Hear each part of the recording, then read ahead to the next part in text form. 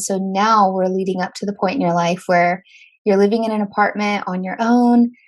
You're getting more into the new age sort of teachings. You're feeling like happy though, because, finally you're getting to live your own life. So, what sort of happened after that? Yeah. So at that point, I don't even really think that I was like smoking much weed or like drinking as much. So like I thought everything was going really great in my life.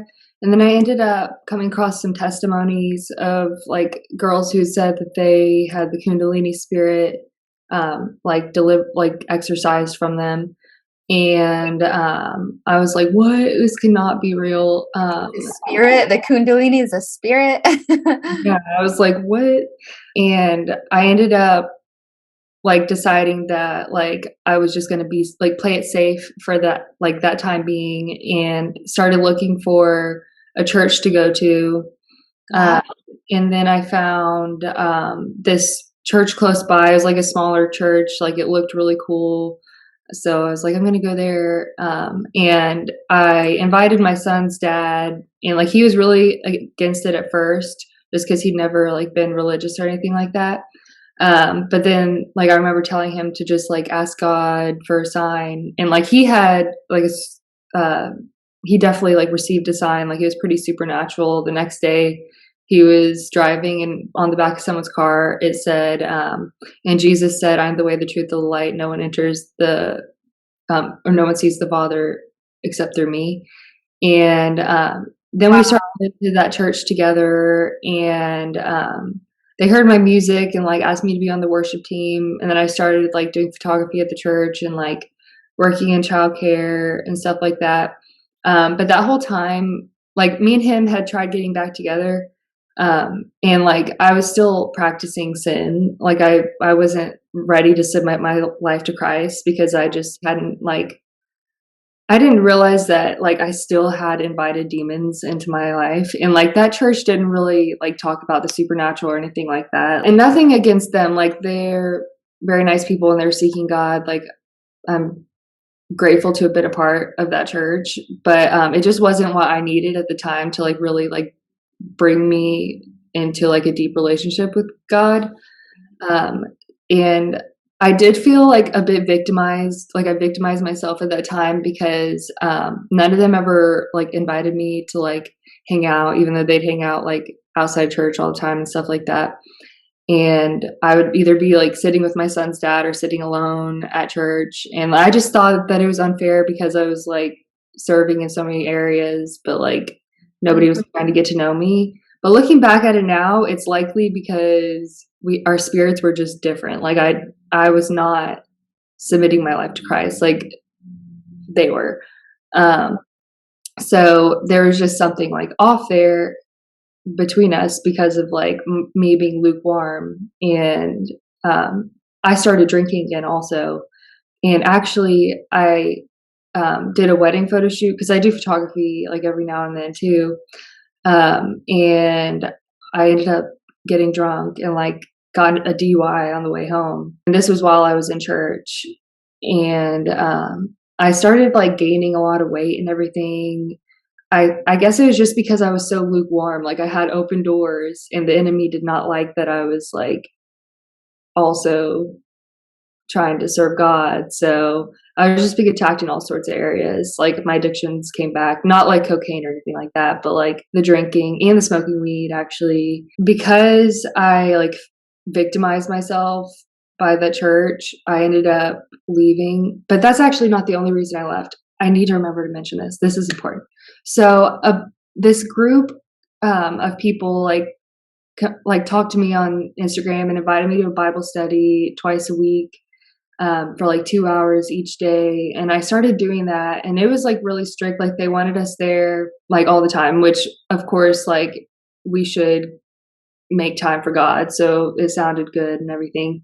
But after a while, they like encouraged everyone to like leave their church, because they said like the truth was only in the Bible study. So that was one reason why I left the church. And I was like, oh, well, they don't hang out with me anyways, so I will leave the church. So then I kept doing that Bible study for like months after. And like I found out that they were hiding so many things from us. Like apparently they're a group called Shincheonji, or they go by like New Heaven, New Earth, and they follow this man called Lee Man-hee, who they believe is a witness of God. And they're deceiving so many people. Like they have 500,000 people in the group, and like the girls that we'd meet with outside of our class time to like small group chat with, they had already been like involved in it and knew the group name and everything, and like didn't tell us. Like we just thought they were other classmates, just like us. Wow. I'm Yeah. so glad that you brought this up. Actually, I feel like too, like when you come out of the new age and under, like out of being under such deception, you have to be so careful. And there's this girl I know who came out of the new age, and she started telling me about this prophet guy, and I'm watching his videos, and my husband's like, like this guy's there's something off, there's something real off. And I don't know, like I still don't have like a sharp discernment on it, but I just played it safe. Like there's numerous things I've been invited to over the past couple of years since now being a Christian and following the Lord, where I'm like, this could be good, this could be the Holy Spirit, but I'm gonna play it safe because I was deceived before. So I don't know. There's so many like false teachers There within are, church too like, that we just have to be careful.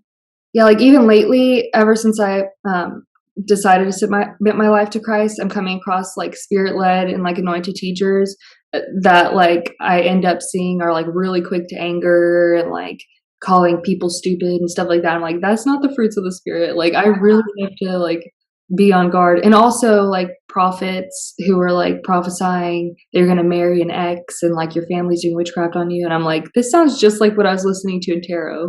Exactly, red flag. So the Bible study, I like after I found out that they were being dishonest, I left that. And then I was just like hurt altogether by the church. So I decided that I believed that anything can be created, or we can find evidence for anything that we create within. Like if we if like because there's people that believe we're like living on a flat earth with like a firmament Mhm. and stuff like that, which I'm not sure if that's true or not, but like Yeah. I'm not focused on that. My focus is on like just submitting my life to the Holy Spirit and letting him like guide me to the truth. But um I just believe that like any evidence could be found if you really believed it was true. Yeah. So I started like just putting myself out there more, like making TikToks and stuff like that. Cause like I'd never really done that before. Even though I did like the songs, I just never really had the confidence to like be on video and stuff. So the more I did that, like the more I I guess I was like just getting deeper and deeper into like doing Satan's will. Like I just remember the more time would go on, I'd start like cussing in the videos more and like being more provocative in the videos. And I got really into tarot. Um, and I wasn't ever like super into tarot before, but like this time I was. Like I was just always listening to it. And I got these messages that my family was like doing dark magic on me and like was out to get me and stuff like that, and like all these crazy things. And it resonated with me because of the familiar spirits or monitoring spirits that I was allowing to be in my proximity to like watch me all the time and Gosh. know about my life. So Uh, that's so good. I'm like sick to my stomach because tarot did some crazy things in my life as well, and it was spot on. Like it was crazy the things that they told this guy I was in a relationship with before I met my husband way back when. And so I still was like living a really ungodly life at that time. And I had secrets from him and all these things. And Tarot straight up told him, like to a T, what I was doing. And I was like, no way. And you're right. It's because these demonic spirits are everywhere. watching us, like, They're watching us. unless we like anoint our home with the Holy Spirit and allow the Holy Spirit to like take every like proximity of ourself in our home, like that's the only way they can't watch us.